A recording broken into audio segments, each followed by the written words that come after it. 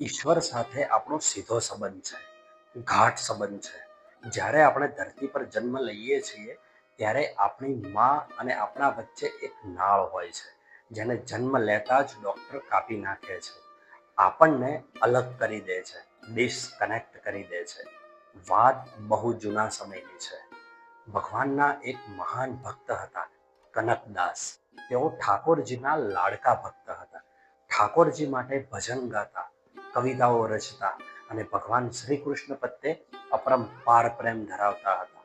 એક દિવસ તેમણે કર્ણાટકના ઉડીપીમાં આવેલા ભગવાન શ્રી કૃષ્ણના મંદિરે જવાનો અવસર મળ્યો. તેમના મનમાં એક જ તીવ્ર ઈચ્છા હતી, આજે મારા પ્રભુના સાક્ષાત દર્શન કરો, આજે મારા પ્રભુને મળીશ, આજે મારા પ્રભુ સાથે મુલાકાત થશે.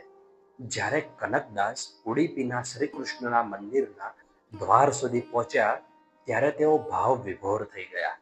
હૃદયમાં ભગવાનના દર્શનની પ્રબળ તલપ હતી. તેઓ મંદિરના અંદર પ્રવેશ કરવા લાગ્યા, પરંતુ ત્યાંના પૂજારીએ તેમને રોકી દીધા. પૂજારીએ તેમને એટલા માટે રોક્યા કારણ કે કનકદાસ તે સમયની સામાજિક માન્યતા પ્રમાણે નીચી જાતિના માનવામાં આવતા હતા. તે સમયમાં આપણા સમયમાં તે સમયમાં આપણા સમાજમાં જાતિ પ્રથા ભારે પ્રભાવ હતો. ઊંચ નીચના ખૂબ જ ભેદભાવ હતા. એ ભેદભાવના કારણે કનકદાસને મંદિરની અંદર પ્રવેશ કરવા દેવામાં આવ્યો નહીં. કનકદાસને ખૂબ દુઃખ થયું. તેમના મનમાં ભગવાનના દર્શનની તીવ્ર ઈચ્છા હતી, પરંતુ મંદિરના દ્વાર તેમના માટે બંધ થઈ ગયા.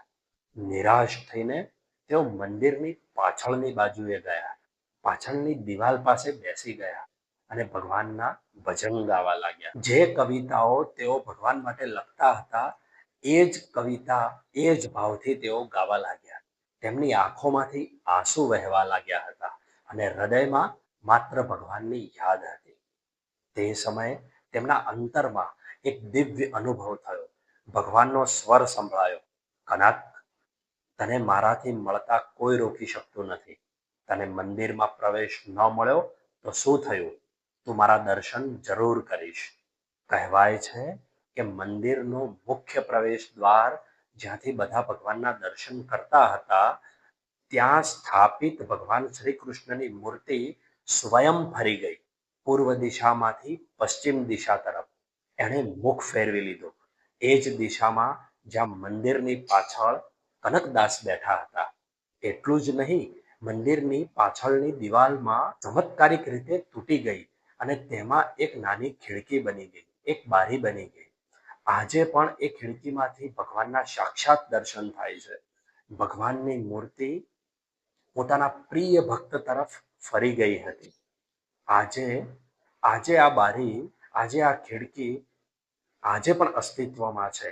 તેને કનકદાસની ખડકી કહેવામાં આવે છે. કર્ણાટકમાં તેને કનકાના કંડી તરીકે પ્રસિદ્ધ છે. આજે પણ જ્યારે તમે ઉડીપીના શ્રી કૃષ્ણ મંદિરમાં જશો ત્યારે તમને એ ખિડકી એ જ સ્વરૂપમાં જોવા મળશે. તે ભગવાનના પોતાના ભક્ત પ્રત્યેના અતૂટ પ્રેમનું જીવંત પ્રતીક છે. ભગવાનનો પોતાના ભક્ત પ્રત્યે એટલો પ્રેમ હતો કે ભગવાનની મૂર્તિ જ પોતાનું મુખ ભક્ત તરફ ફેરવી લીધું.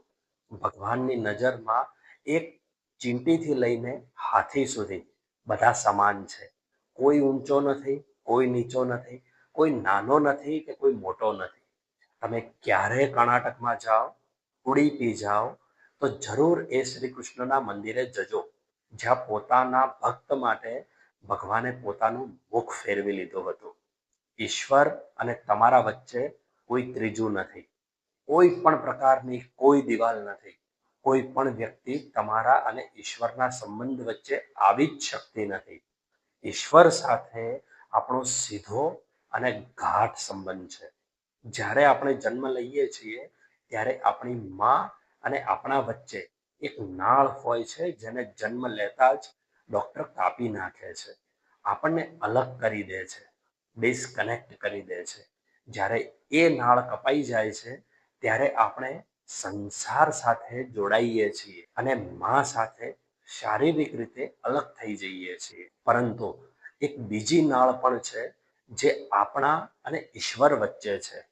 આ અનંત બ્રહ્માંડમાં એવી કોઈ શક્તિ નથી જે આ નાળને કાપી શકે. કોઈ આપણને ઈશ્વરથી અલગ કરી શકે એમ નથી. હા, જ્યારે આપણો વિશ્વાસ ઓછો થઈ જાય છે ત્યારે આ સંબંધ વહેતી આધ્યાત્મિક ઉર્જાનો પ્રવાહ ખૂબ જ ધીમો પડી જાય છે.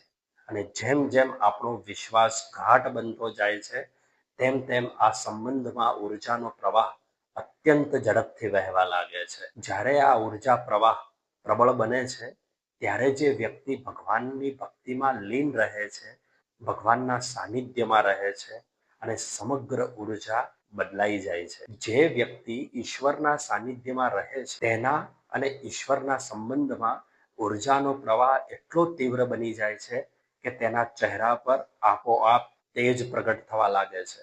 માત્ર એટલું જ નહીં, પરંતુ જે લોકો તેના સાનિધ્યમાં રહે છે, તેના મિત્રો, પરિવારજનો અને તેની સાથે જોડાયેલા તમામ લોકો પોતાનો સ્વભાવ અને જીવનમાં પણ પરિવર્તન આવવા લાગે છે. કારણ કે ભગવાન આવા વ્યક્તિને એક પ્રકાશ પુંજમાં પરિવર્તિત કરી દે છે. અને જ્યાં પ્રકાશ હોય છે ત્યાં ક્યારેય અંધકાર ટકી શકતો જ નથી. જય શ્રી કૃષ્ણ.